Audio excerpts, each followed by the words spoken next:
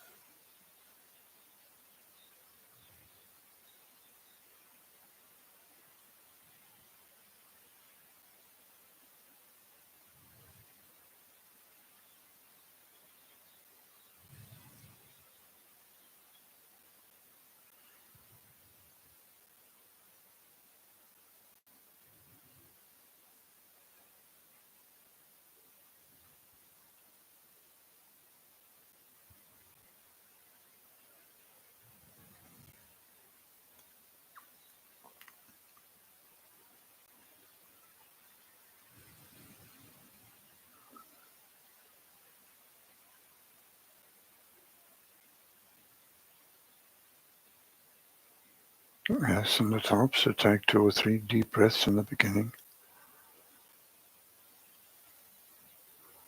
And on the exhalation to let go of any holding.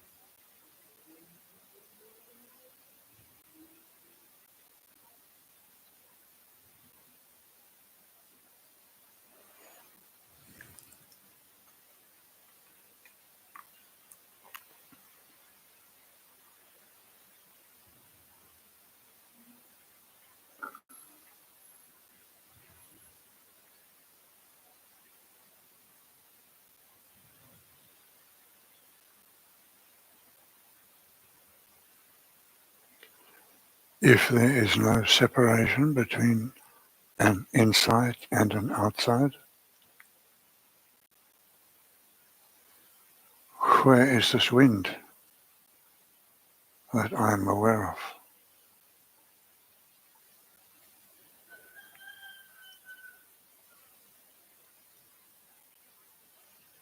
We know the mind's answer will be fairly straightforward,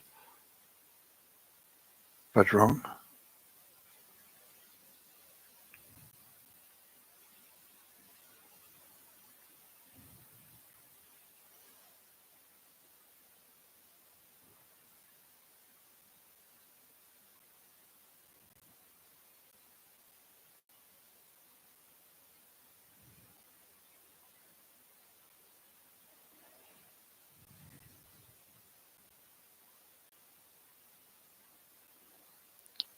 Like everything else, it also has been labeled.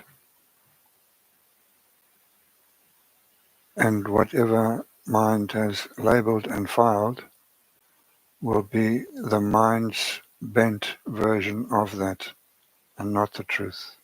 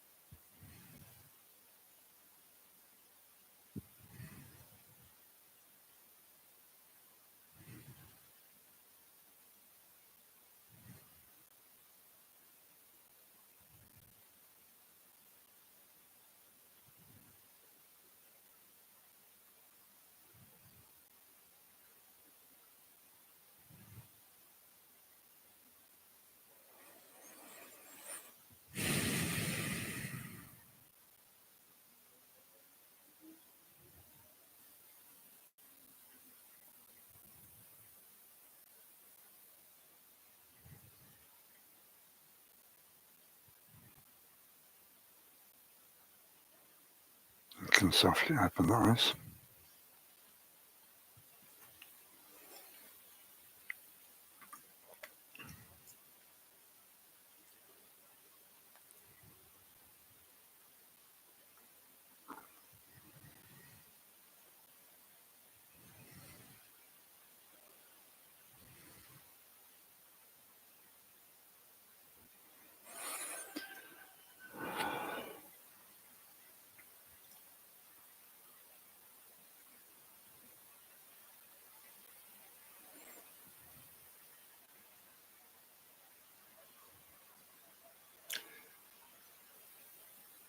I was first introduced to the Serenity Prayer in Appa's presence, and it is somewhere in a black box called a computer. There's a short version and a long version,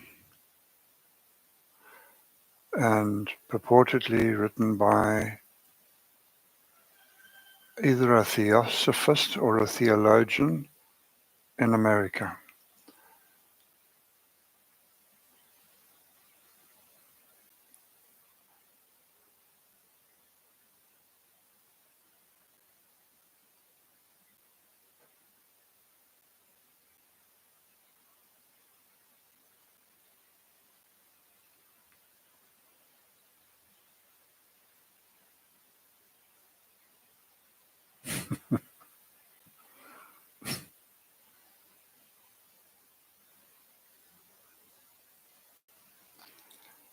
Oh, now the words don't come, but something to the effect that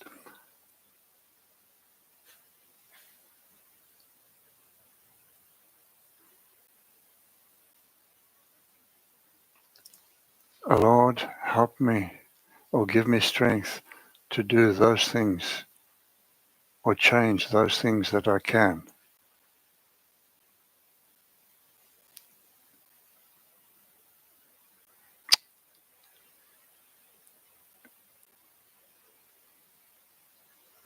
Yeah. Right, okay. To accept those things that I cannot change, and the courage to change those things that I can, and the wisdom to tell the difference. Yeah. So from that, which was clearly in Appa's seeking and searching, it could be where the 3/10 from Appa came in. Those things that I can change, that's within my power. Let me change and give me the serenity to accept those things that I can't. I realize it's not in my power. But to avoid confusion and turmoil, may I have the discernment to know which is and which isn't predestined for me. That's the biggest nigger in the woodpile, is the discernment. Now, is this mine? Is this part of my 3/10, or is it something one can just learn to gracefully accept? Those things that I can't.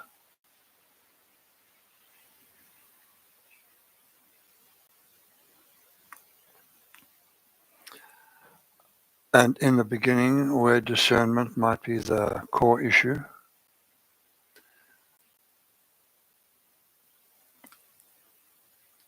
he would probably advise something along these lines, because he's done this on different occasions in different contexts, but the same would apply.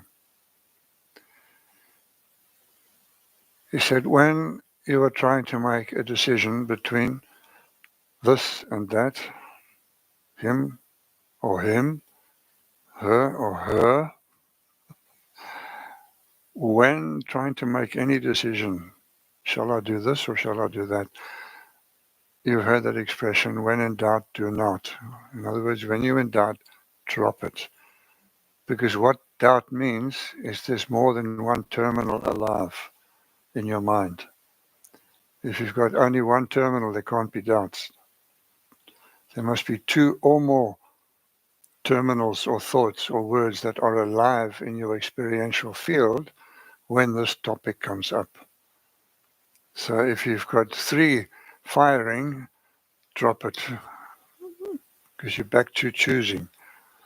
So what he would say is, scenario A, okay? Is it this or is it that? Scenario A.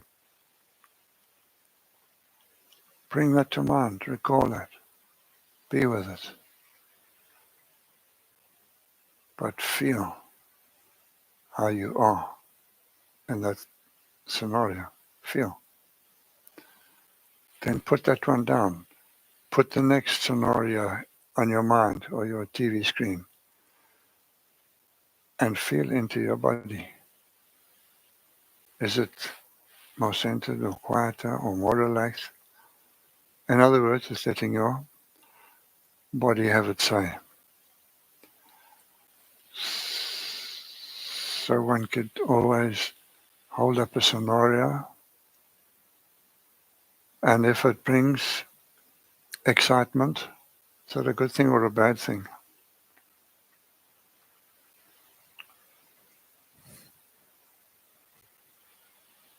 Brings excitement, is that a good thing or?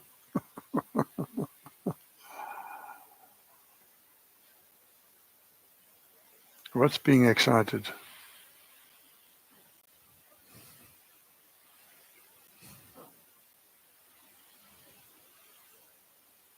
Is it my soul? Is it my mind? What's being excited? I don't know if the heart can get excited about anything. It is. It's so if there's excitement, then there's movement. And if there's movement, it's not still. So any one of the emotions, and they're called emotions from the word emotare, which means to move. So anything that moves me off my center is an emotion. It's not to be followed, it's to be dropped. So if I am confronted with, you have the possibility of being with one thing fully and feeling. And then make it clear. Okay, thank you. Put that aside. Don't merge it into the next picture coming up. Well, let's be clear that that's over. So yes, I got that. Thank you. Now, what is that? And now bring that forward in its own instant of time. And then just feel. And if there's not something very specifically pointing out or resonating with you, when in doubt, do not. You can come back later, tomorrow, the next day, or when you're feeling more quiet. But don't act on, I must do this now. Because then it's clear where that is normally coming from.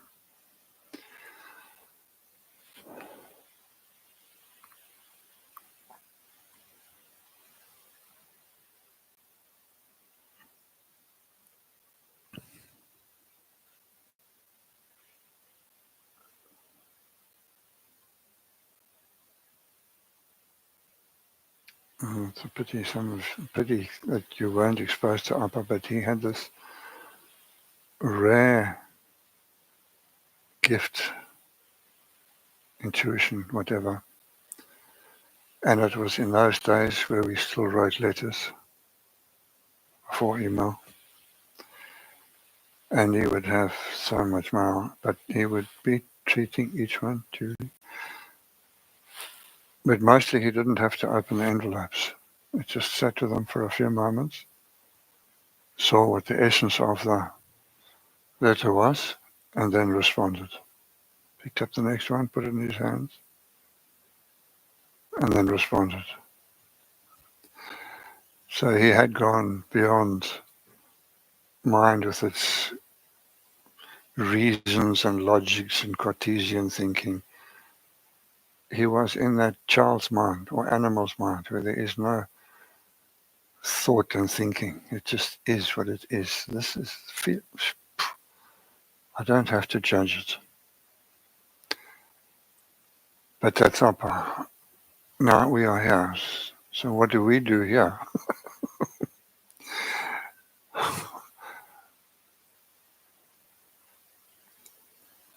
I don't know if discernment can come other than in sudden enlightenment. I don't think there's any switch. I think it can be cultivated. And to be able to discern certainly comes easier with time and the more experience you have on this plane. The less experience, the less you've been exposed to the different machinations of mind.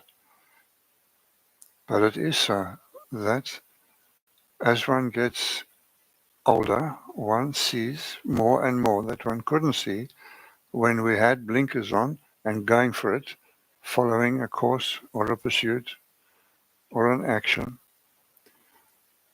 And is it necessary to put blinkers on in the waking dream? Yes.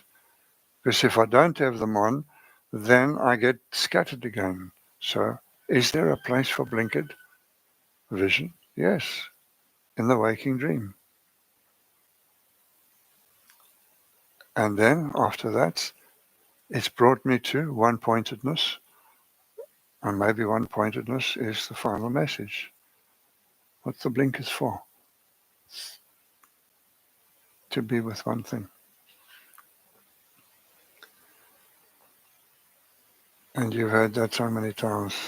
You can't serve two masters at the same time. You can't ride two horses at the same time. And the reason for that is just so obvious and so simple that the way John uses words semantically will be different to the way Susan uses words semantically. So when you have a problem arising in Sue's meeting, then it's with her semantics that you need to be coping. You can't take your question that arises in Sue's meeting to John's meeting because John will have a different loading to the words that he's using. So if the question arose in Sue's semantical loading of the words, you have to go to Susan to unpack it. You can't take it to somebody else who's got a different loading. If you do, you're getting that answer or that question answered. Your question was geography and it's now being answered by history, a history teacher. So if you've got a geography question coming from that geography teacher, ask that teacher. Don't go to the history teacher. In other words, you can't serve two sources of information simultaneously in the waking dream. They contain different context, different loadings. And as some of you might recall, in the past, if somebody's wanted to join, I'd say, do you have a teacher? And if it was yes, I'd say, don't come here. Stay with one teacher. And if life turns you in that direction, and not your ego turning you in that direction, then you can follow it.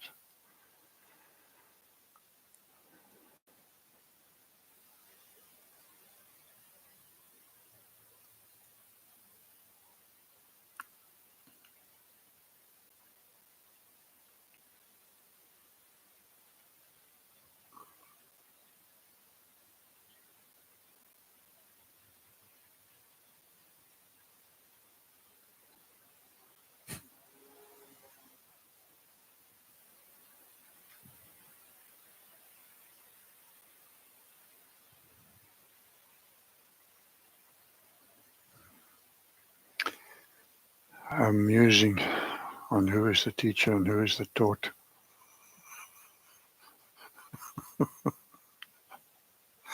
Aren't these just roles?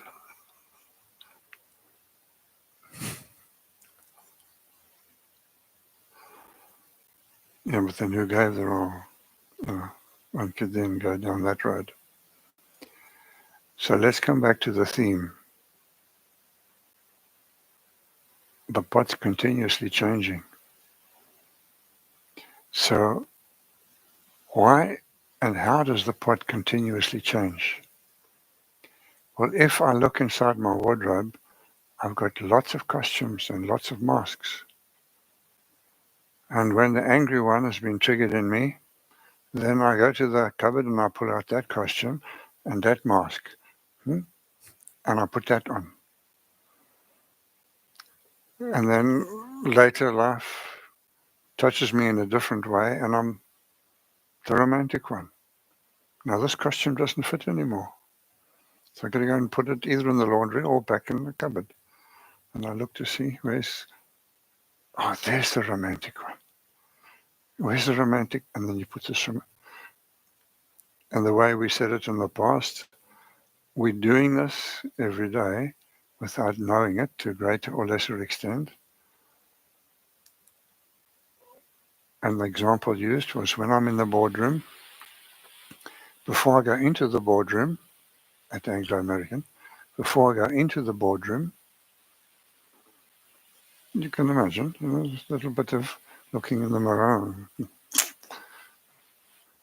You're not going to put your denim jeans on. You're going to look for your Savile Row or whatever the equivalent is. So that's the costume. And are you going to go into the boardroom with, hello, chappy, happy clappy? No, that role doesn't fit there. So you've got to go and look for what role, what mask. Now, the mask that's fairly austere and above it all might be appropriate to the giggling one. The giggling one's also there. So we walk into the boardroom as a masquerade. We all do this to greater or lesser extent. This is the role we're playing. So let's do it well.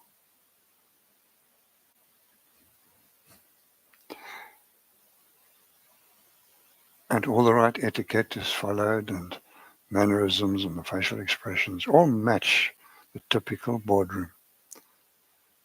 And after lunch, after this meeting is over, he goes across the road to meet his fiancée, who is still busy courting. Peacock feathers all in front.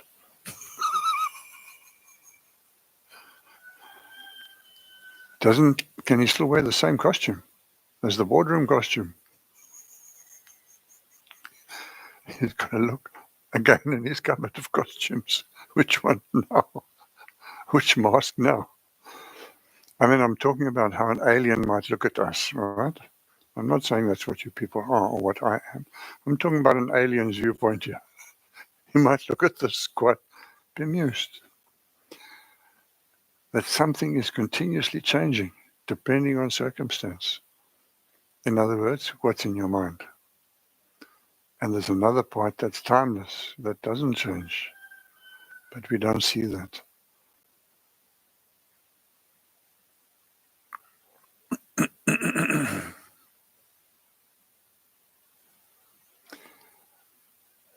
And as a cornerstone of this way,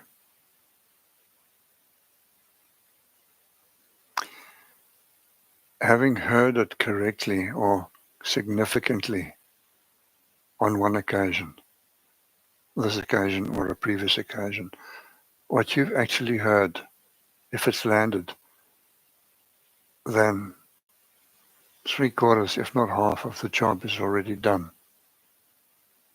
Because that's Shravanam, that seed that's been planted. So if it landed and there is understanding, understanding means the ground was watered, it was tended, it's fertile, there was preparation.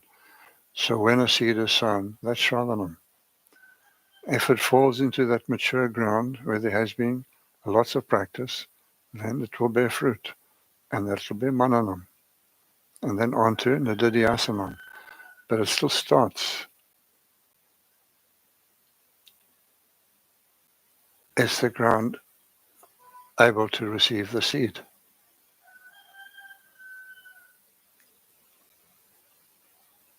And to practice this, it's very simple. It's again coming back to this morning. If I read something, hear something, see something, and it touches me, not through thought and thinking, please. It's an acid test. If it touches me, it just, I don't know how to say touches me. When you feel something beyond the normal is otherworldly, esoteric. I don't know what word to use here, but you feel touched. For heaven's sake, don't go past that moment.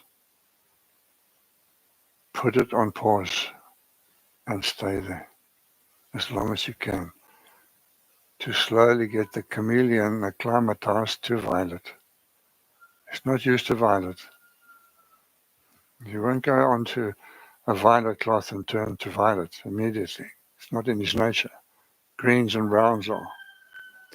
So if you want a chameleon to turn violet, you have to keep him on violet a long time so that his genes will change. So everything in life is this wonderful metaphor. So if I am touched, then if I wish to go that color, if I wish to be that, if I wish to become that again, pause. Get used to this new color. It's not a new color, it's a new color this lifetime. It's always been there, but I've forgotten.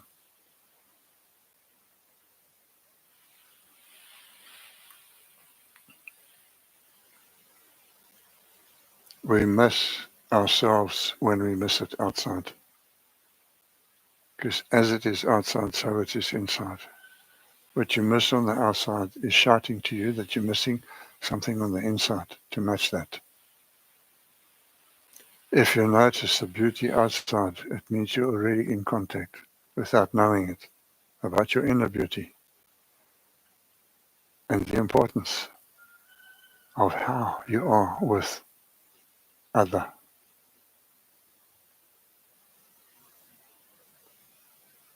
Because in truth there is no other. Okay, now this is what's going to be very difficult because you are really jumping in the deep end here, I'm afraid. I'll take a deep breath. Should have warned you in advance.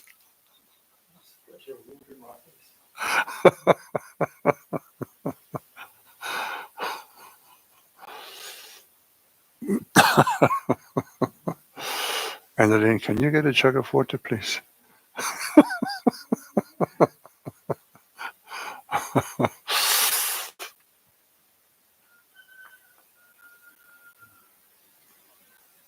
That's why it's nice if you've just got questions. It doesn't matter what other people think. You just say, look, I don't understand what you're talking about, or I see it differently, because there are always different viewpoints to everything.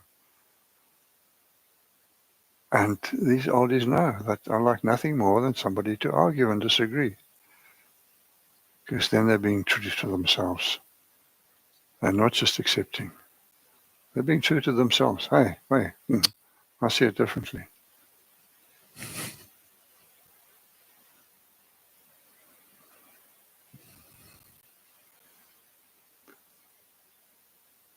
So if somebody has a very different approach to this or anything else, I really would love you to be joining the conversation.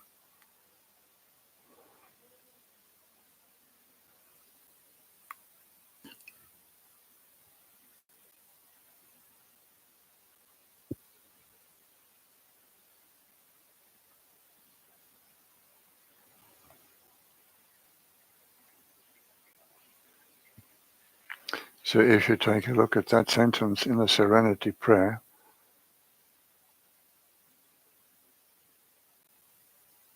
may I be able to accept those things that I can't change.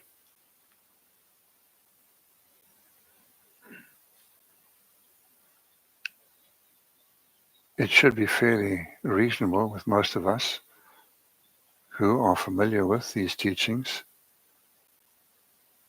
that ultimately there is no such thing as free will. And it might help me enormously when I'm thinking about some problem or obstacle in my life knowing it's one of those things I'm having difficulty changing. It's been put there by providence. Providence or God has the final say.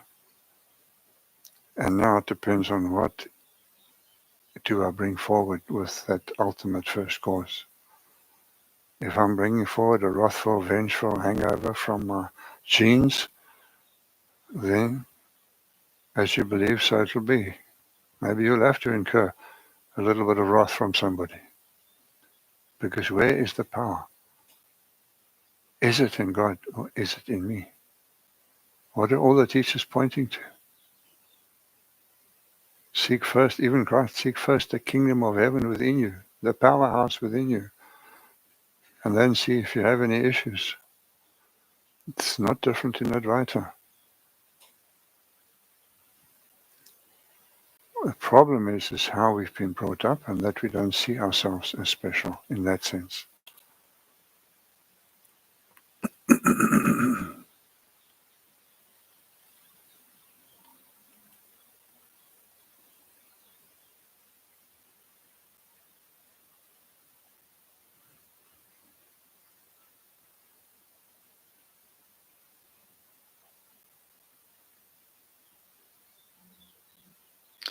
And it was interesting that Bhagavan had a very specific point when somebody asked him, where is that center? He invariably would not answer the question. He would say, see from whence that question comes. He'd throw them back onto mind. In other words, trying to get the mind to resolve the mind's problem. To whom has that thought arisen? Then it's going to be to me. Then who is me? In other words, who am I? And then that very distraction has brought you full circle back to who am I, which is not a question. It's a directive to bring your awareness back to your center. Because the center is all there is. And where is that center? When he was asked,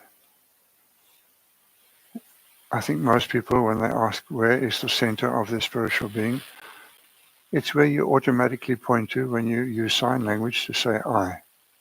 And we know where that is. It's not the head. And we always use a certain finger and take it to a certain place in the body.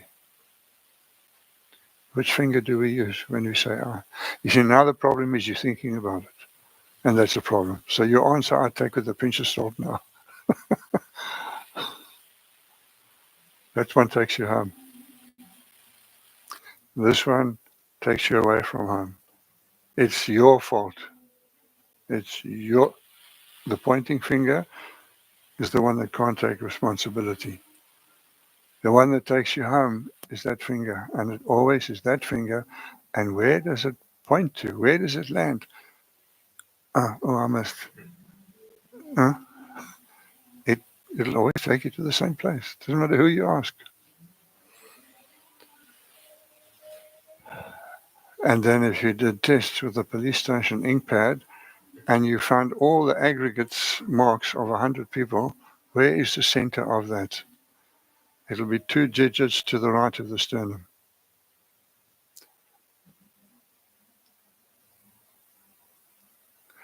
So in Tantra Yoga, it's at the very center. With Bhagavan, it's 2 digits to the right. If you're living a carnal life, it's 2 digits to the left, the physical heart. If you're leading a physical life, it goes to the physical heart center. If you're leading a spiritual life, it goes to the spiritual heart center. If you're following the path of steps and stages, it'll go to the center. So if you want to cover all bits, put your hand here.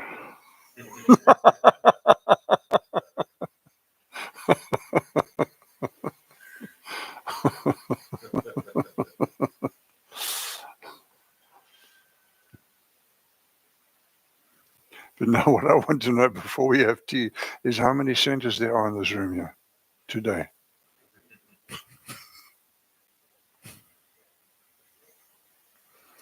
We ignore all you people on the wall. You're not in the room physically. You're here in every other way.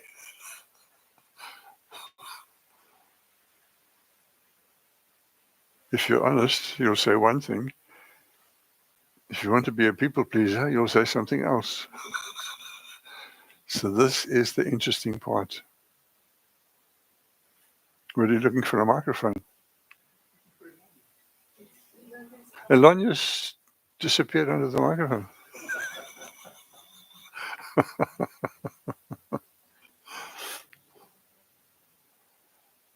Is she all right? Okay, right. All right, so let's see what are we doing here. This is 4:15.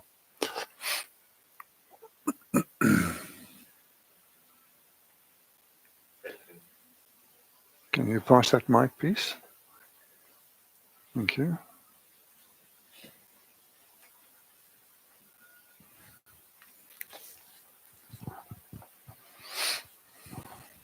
Hello? Is it perfect?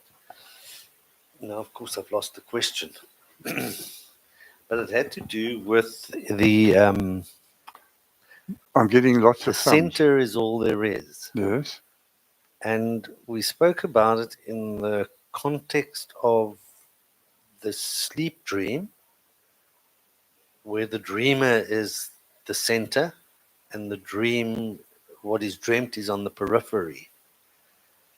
And then in the waking dream, we still have the awakened dreamer, and then on the periphery is all the projections or the illusions of the awakened dreamer.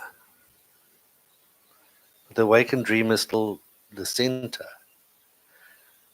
In the reality of deep sleep, there's no periphery. And if there's no outside, there's no outside. There's only then there's no inside. the sleeper. There's only just the center is left. Just the center is left. There's no inside. There's no outside. In the awakened state, where everything has been absorbed back into the center, there's nothing on the periphery. Okay, I've got that.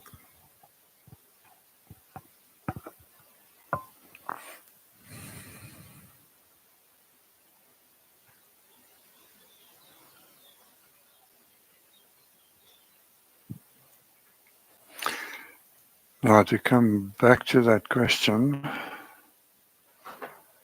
you'll remind me what the question is, but I have to open other windows in order to make more sense of that.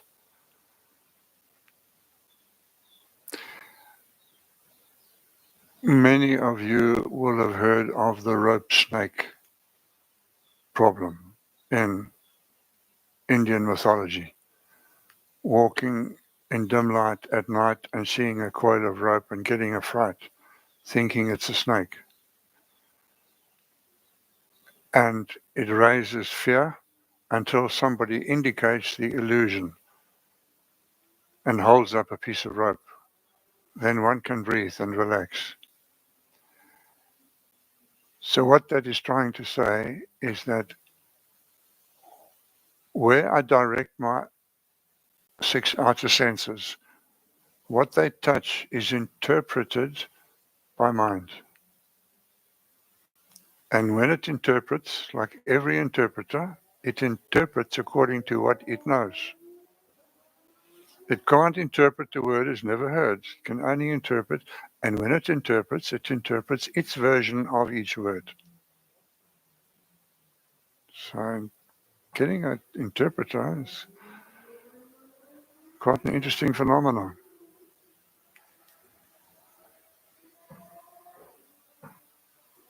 Somebody trying to make a statement. Shame. What a lost soul. Sorry, we're talking about some chap on a motorbike revving it so that the engine almost flies into the sky.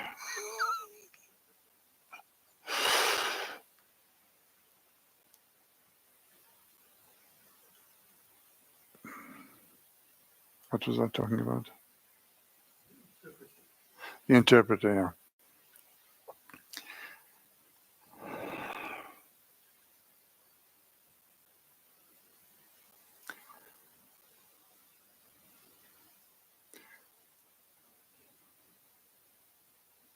So everything that is seen, everything that is heard, everything that's read, everything that's felt from the external senses is going to be interpreted by me, the one who's experiencing it. And what interpretations are put on that will be determined entirely by my history. Last time, and then that's brought forward. Hey, you remember what that gets brought forward? Oh, that one brought forward. And what did that one in front of you have anything to do with that one behind you? There was some feature of that one that reminds you, or some feature of this one that reminds you of that one. Might be something stupid like just those shoes. You don't know what triggers what memory, but if that memory is a sweet memory, you transfer that feeling to the one in front of you.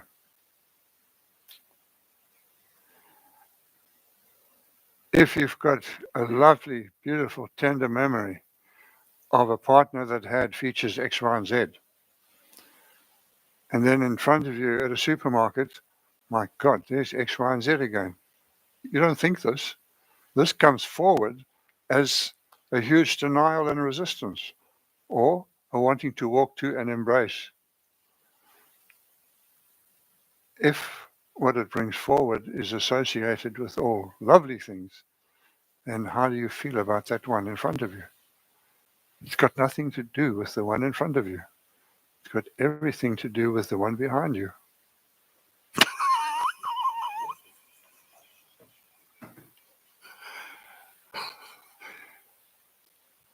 Because I have to say this. And my mom is big enough that she will laugh and she will say, yes, you're free to say that.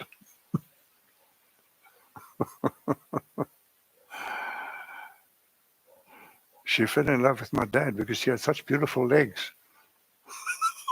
Just come out of the army, the Air Force, newly arrived in South Africa in his Air Force khakis. No, sorry, it wasn't legs. He could dance so beautifully. Sorry, that was it. Legs, I don't know where that crept in. No, he could dance so beautifully.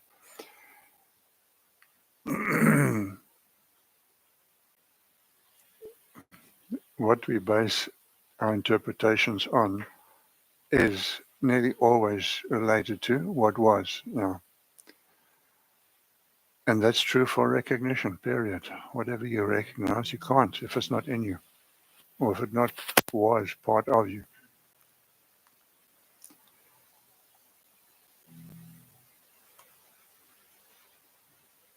I want you to tell me all about a Fringelband. Yeah, that's the right response. What the hell do you mean? There's no such thing as a Fringelband. So therefore it's not in you. You won't recognize it even if I showed you one. You would say, what is that? And I'd say a Fringelband. You'd say, oh, you can't recognize it. Eh? No, you've made a bloody perception about it. Like I make a perception about that rope. And I take my perception to be the reality. It's a snake there.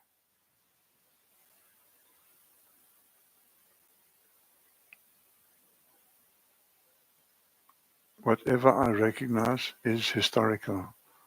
It's already filed. But how it was filed depends on how it was interpreted at the time. If it was interpreted in a tamasic frame of mind, it will be under the heavy part of what comes forward when that is restimulated. If what I see in other reminds me of something in the past that was light and vibrant, what do I do with that light and vibrance? Where do I pin it? Don't you always pin it to the one in front of you? But it belonged to the one behind you. It had nothing to do with the one in front of you. And that is where discrimination is needed. What's moving me? If it's coming from behind me, then take it with a pinch of salt or a warning, not a dawning.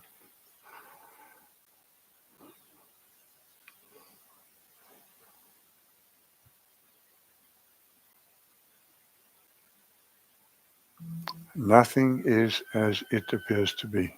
Nothing. And the key word there is appears.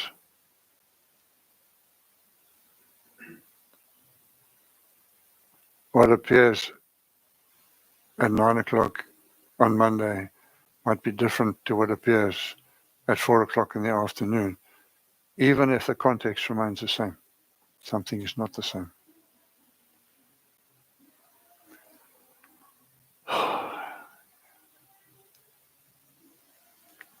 Sounds like time to sit and be quiet or two.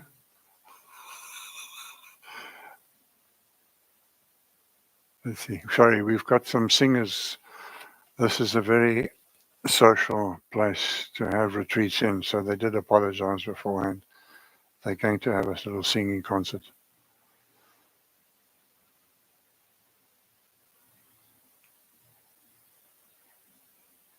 Just ignore it. As long as you can still hear, that's the main thing. It's good practice where you're putting your attention on. You've got no choice but to practice being one-pointed.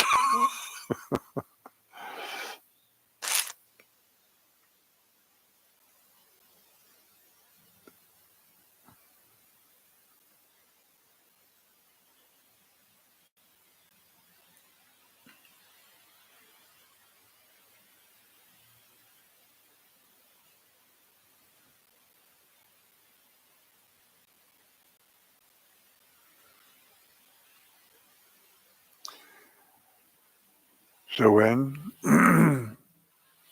I am moved in the normal meaning of that word through an emotion or thought, may I have the presence of mind to realize that these are knee-jerk reactions from the past and are not to be taken too seriously with what is in this moment. Let me just be with this moment in a new unit of time and see if it has anything to do with what it triggered in me.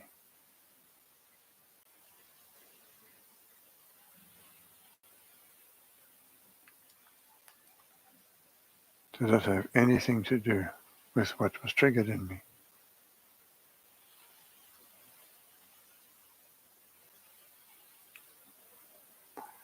So the story or anecdote given a long time ago is two people on the same passenger liner docking in Cape Town. One is on the way to meet and marry his sweetheart in the United Kingdom. The other one is to escape the pain of a terrible divorce.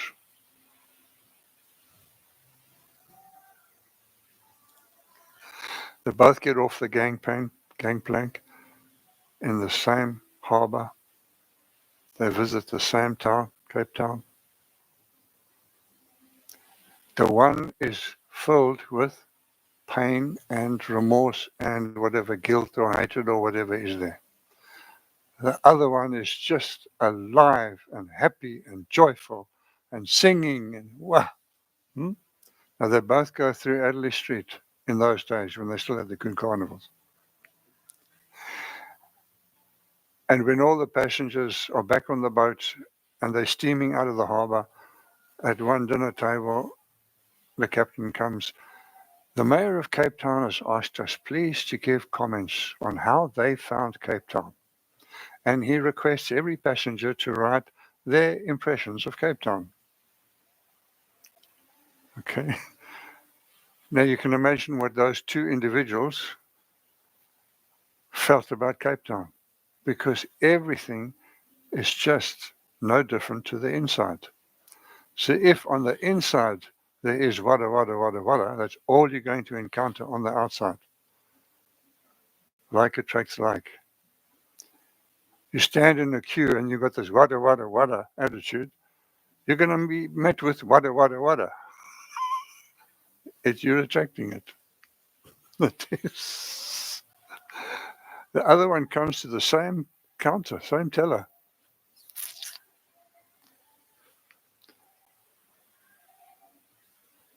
The same comes back free. So when you read these two letters, you think, did they visit the same harbor? Huh? And isn't that what we're doing with our life? Judging it by whatever's brought forward from history, unless we become more and more conscious of seizing this moment. What is there here? Zero in on what is here. And this is where washing dishes can be very therapeutic. If it's pulling you into then and you want to stay here now, go to the sink. Take one plate at a time and wash it thoroughly, slowly, with all of your mind on the plate. If you can do that, it can't hang on to all of that stuff. You've released it from that. Now don't be idle, otherwise it'll slip back. Can I stay with that feeling of release, albeit a very small feeling? Can I be with that little bit of something? The tiniest little bit of stillness. It's enough. We're not looking for lakes of stillness, washing a dish. It might come late. But can I be with the tiniest little bit of no mind, of stillness? Even if it starts with just the warmth of your hands on a cold day in the sink, washing this plate. But being fully with that warmth, that relaxing. I'm with one thing. And from there, you can graduate to the plate. It's not a plate. You keep saying that to yourself. It's not a pot. That's what I'm conditioned to see. It's porcelain or clay or copper, whatever. It's separating the form of something and the name of something from its essence. Namarupa Swarupa in Sanskrit. And in the waking dream that we're all exposed to, we are only aware of form and form consciousness in the beginning. What is this form like? What is the shape, color, texture, size, weight, oil? What's the form? Because the form I relate to immediately. I'm trained to recognize forms at the exclusion of essence. We were not told how to put pieces together based on feeling. But does this jigsaw fit that form? Form.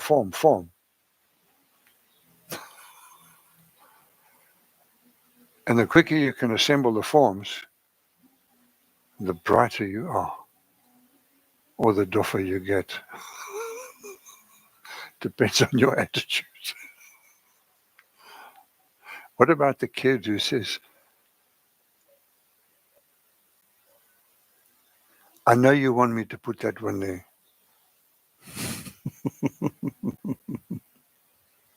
Something inside says, no. Do I have to walk in step with everybody else's drummer? Do I have to be socially acceptable? If yes, then I'm not true to me, myself, I. So let me appear as eccentric, if that's what it costs. But if I can't be sincere with me on the inside, who can I be sincere with on the so-called outside?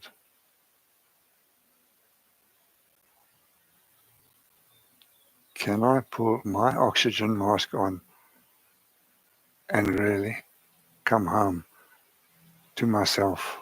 Because all there is the one. And if I can land back in my center, then when you speak from a different place.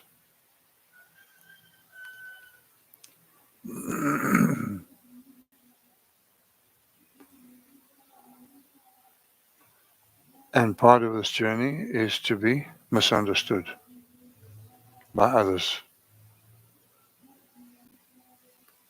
If I'm a real explorer or seeker, I'm going to go to places where the average person is not interested in.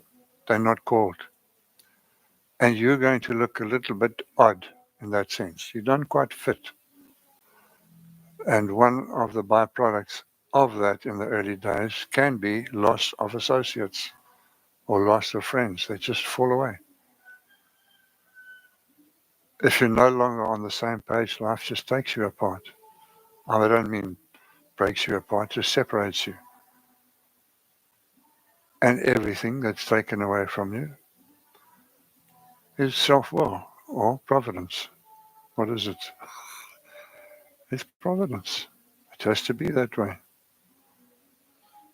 That's what the greatest lights on this planet have advocated.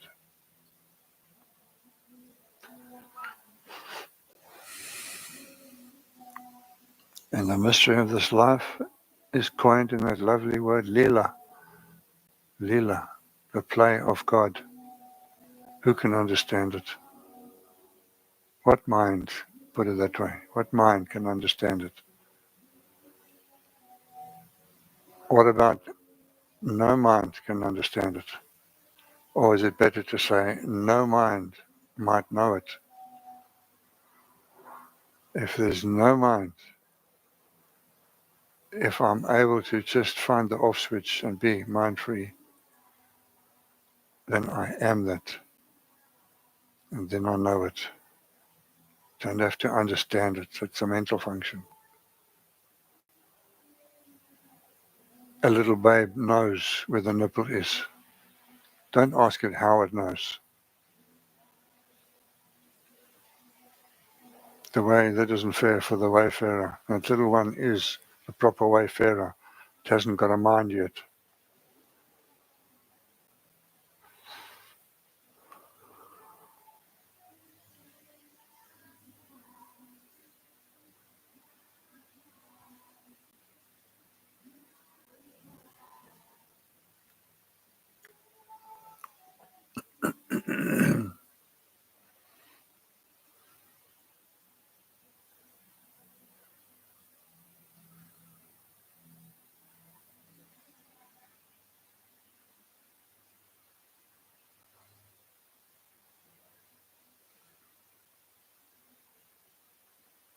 So anything that comes to mind at any rate, that's touched on anything?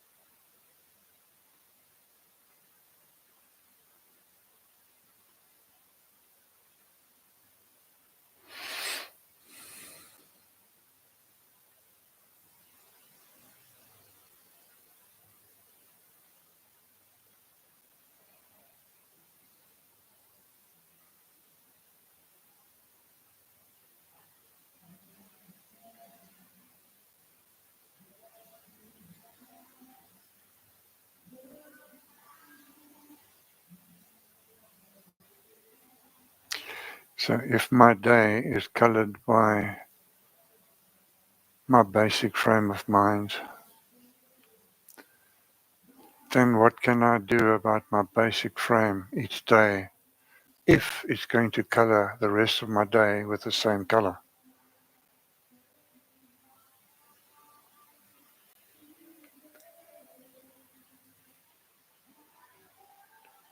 Doesn't it involve a reorientation of the normal day, some kind of routine, some kind of attitude might be necessary if there is to be a change, if I don't notice or make any effort to change, will anything change? And the sound of music is that tune, nothing comes from nothing, nothing ever will. So if there is a moment of clear feeling, whether the carpet has been tugged momentarily under you or there's been a wake-up call, at the time of the wake-up call, a new intention is made, as from tomorrow. I think we've all had a few of those. Now, what happened? Where did the puncture occur?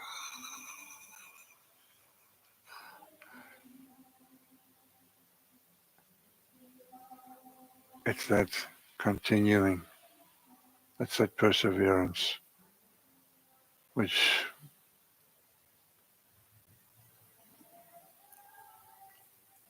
to persevere, just persevere.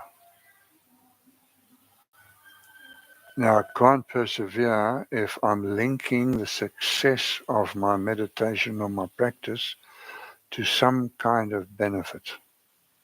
It mustn't be linked to what it's going to give me. It must be linked to what I can give it. That's called surrender. So it's not what it is going to do for me, because then I'm not different to a baby who does something for a chocolate.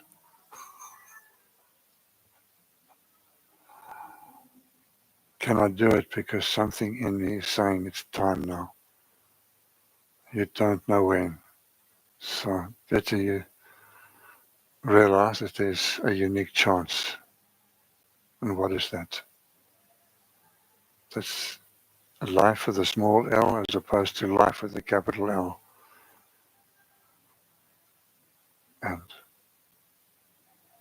at some point, if there's been enough hurt, received hurt, perceived hurt, witnessed hurt between two people, pain, whatever your word is, there can be a resolve. This is not a life that's based on inadequacy, lack, suffering, and something says you know that this is not the way, and something happens. In a moment, you just freeze frame. You might have just parked your car somewhere, and you notice something you've never noticed before, inside you or outside you, and you just quiet it for a moment. These are the moments to cease, because those are the moments you're outside of mind. You've been touched. But we say, oh, so, well, I only locked the car and you trundle off, and you miss that moment. Now, was that a call? Was it a call to return? Doesn't matter if you say yes or no. It's just listening to it, obeying it, instead of bypassing it. You only bypass it when you've got a busy mind. If your mind starts quieting, you're more able to feel these little moments. You might be watering your roses. You might be baking your scones. You might be doing anything.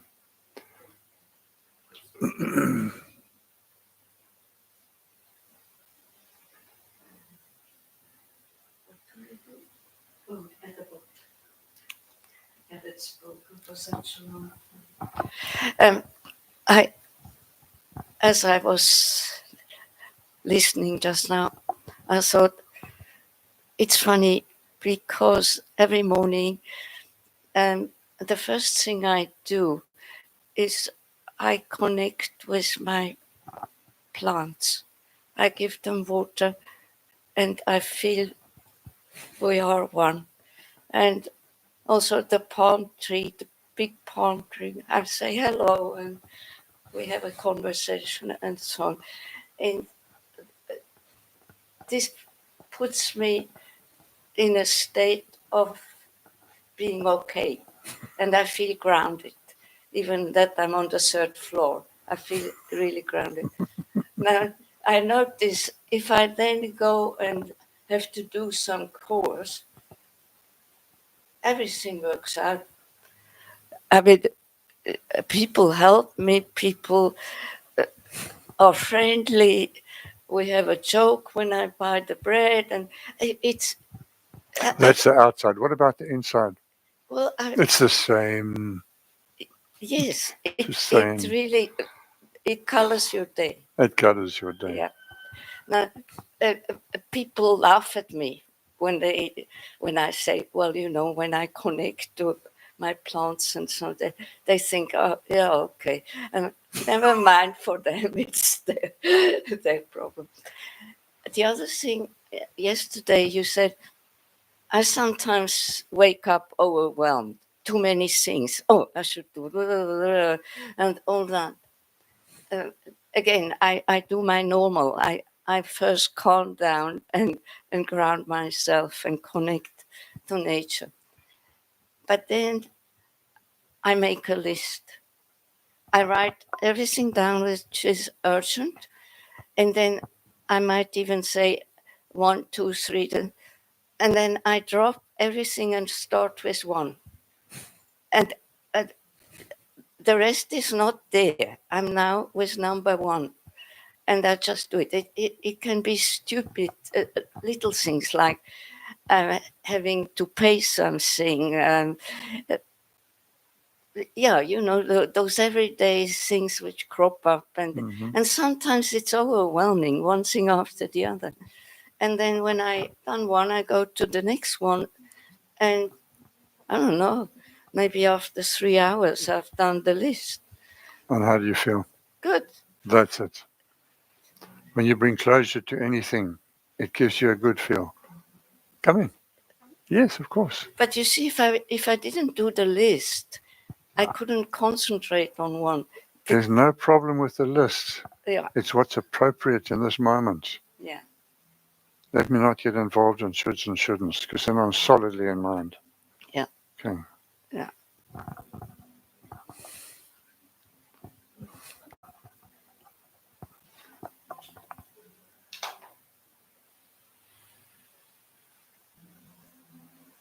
So yes, if you have the fortune and the remembrance of getting out of bed the right way, in other words, the first thing you do that day, if it's to connect in any way with what's not belonging to the person, but other than the person, and if that is not another person, but it's something that's not man-made, but it's nature, which hasn't got a story, it's always perfect. Doesn't make a mistake. If I connect to that, which is always perfect, doesn't make a mistake, it's not a bad start to the morning. And if you can talk to it, all the better. What the hell does it matter what others think? That's their problem. And the plants are happy. Why? Because you are.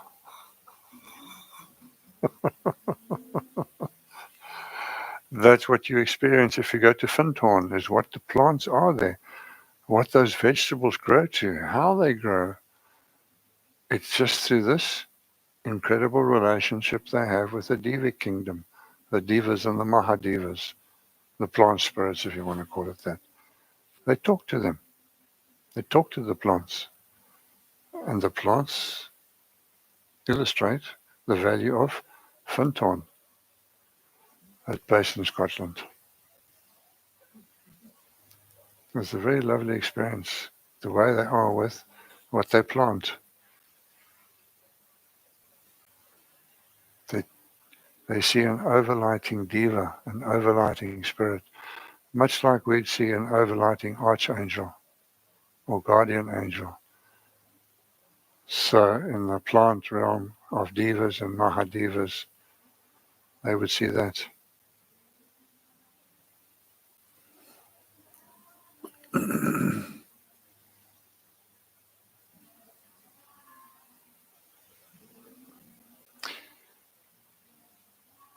So to be consistent in that connection is our life's work.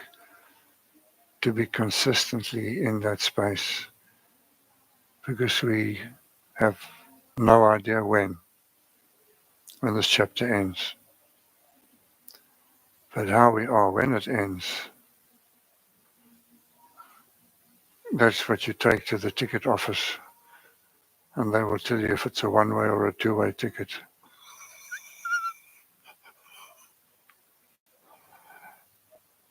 That was the story behind that cyclist at Bhagavan's ashram, who'd hit the bottom of the barrel and was too impatient to wait to see what else came, and said to Bhagavan, I want to end it now.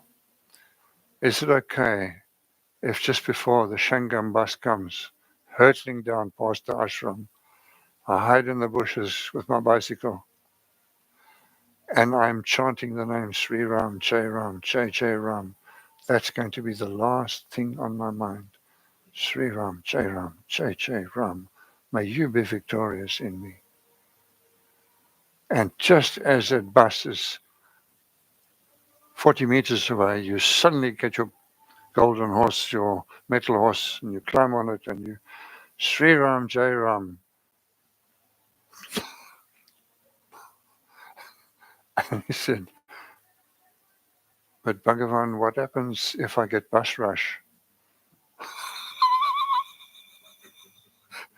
If at the last minute I forget about the name.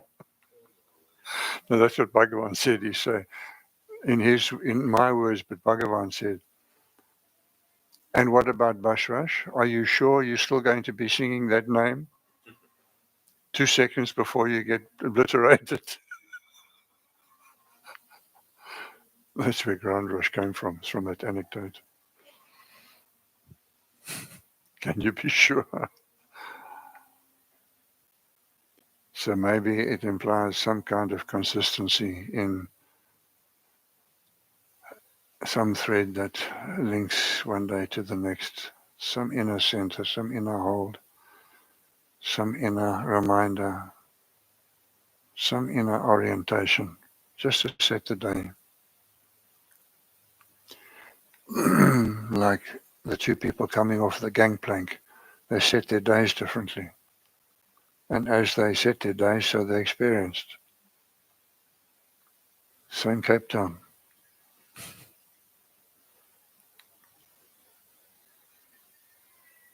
Now, can I say same center, or are they off center? If I'm emotional and I'm stuck in my emotions, I'm not centered. Can't be centered and swept away at the same time. That I can be centered and quiet and collected. And yes, whatever comes now, comes.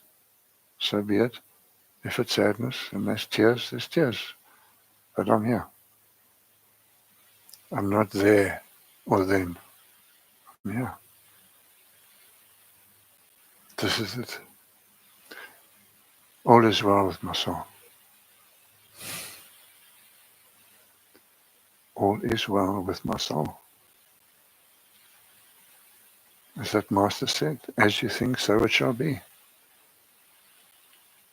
If you know you've got this problem and that problem, and you confirm this is a problem and that's wrong and this has to be changed, as you believe, so it will be. In other words, even if I seem to have those, must my awareness be there?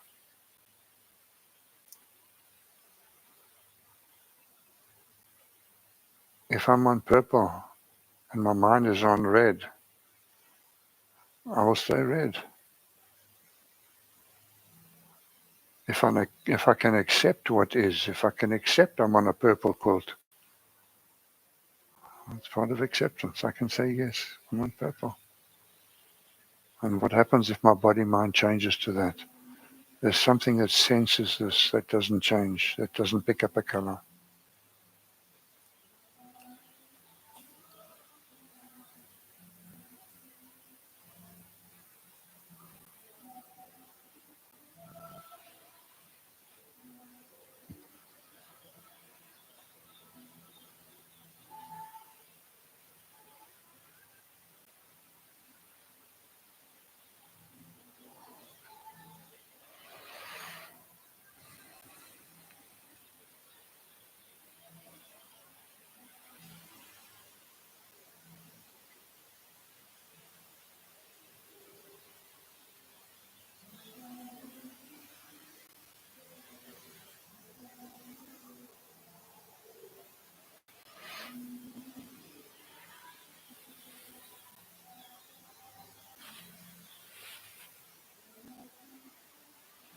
One of the problems is the mind's expectation of an instant solution, an instant fix, a quick fix. And maybe Shravanam, Mananam, the Didyasanam is the antithesis of a quick fix. And the Eastern way is that hearing something differently. Maybe the same thing I'm hearing, but just said differently or expressed differently. And that lands. And the second step, what do you do with that? Do you water it or do you ignore it? If it's touched you, you water it. You give it your awareness. And let it sprout in its way, with its consequence. And then I can say, at some stage, fully yes to it. But first it lands as a seed thought, a seed inspiration. And that can happen at any time of the day. And as suggested, the greatest portal for that possibility is right on our doorstep. And we are gifted with the most amazing beauty here. Absolutely no excuse for this grandeur of this architect. Then I can go quiet, just wonder, and then stay in that space of not knowing. It's when I know that there's the problem starting. Because what is it that knows if not the mind, the clever mind?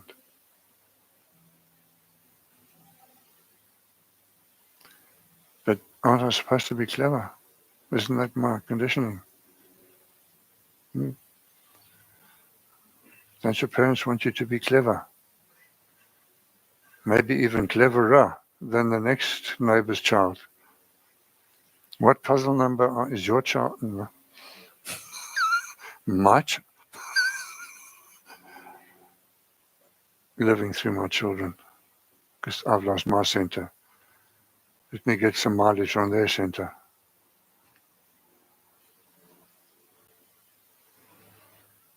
And you can live life through your children.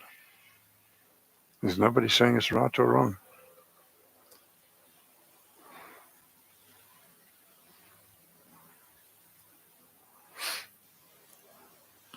But what about my oxygen mask?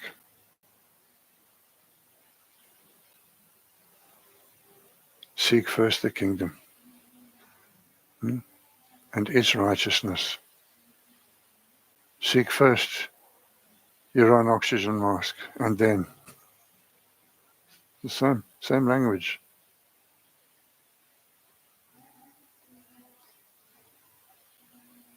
Seek first your own oxygen mask, and then help all other passengers. Once you aren't screwed up, once you've got free oxygen and you're clear, then help others.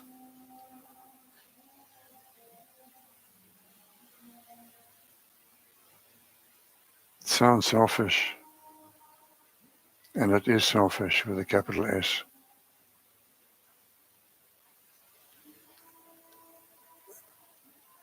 There's selfish with a small s, which is all about me, the person, and mine, and it's a new word. Selfish with a capital S is when you are absolutely mindful of the one in all. The one in everything is the self. And if my decisions are based on what is good for the greatest number of people and not my personal requirements, it might be a very different decision that I make. How does it benefit me?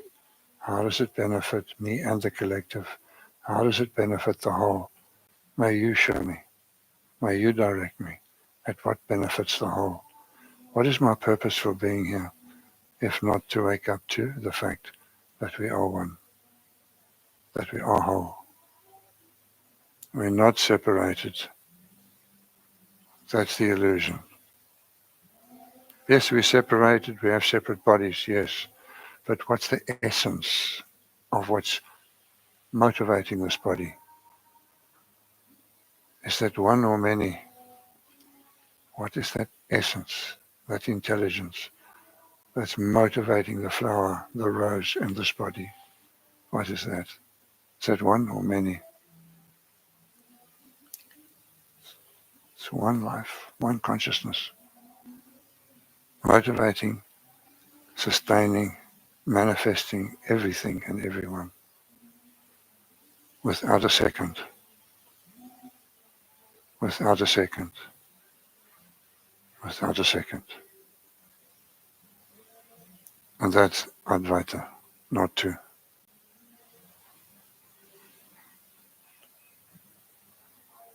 Let there be thinking, yeah, okay, let there be darkness. Let your eye be single and don't think, and your body will be filled with light. The light of consciousness. The consciousness that I am, but have forgotten. Through my veils and scales of thought and thinking, I have forgotten. My essence has become veiled. For photographic album after photographic album after photographic album, all related to what was and not what is. And it's amazing how some people hold on to these photographic albums, and at the drop of a hat they'll bring it out and talk all about their history. Then they must bring out another one that can talk about all their future. Just highlighting humanness in the waking dream. What we do with pictures on the outside is what we do with them on the inside. I get a picture. Somebody studied telekinesis. He can slip me a picture. It's a city, it's a power. Somebody can slip a thought into your head and you think it's yours.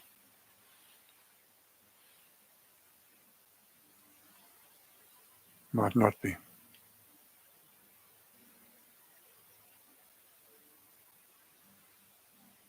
So if something comes that feels inappropriate, drop it. Just say, thank you. It's not me.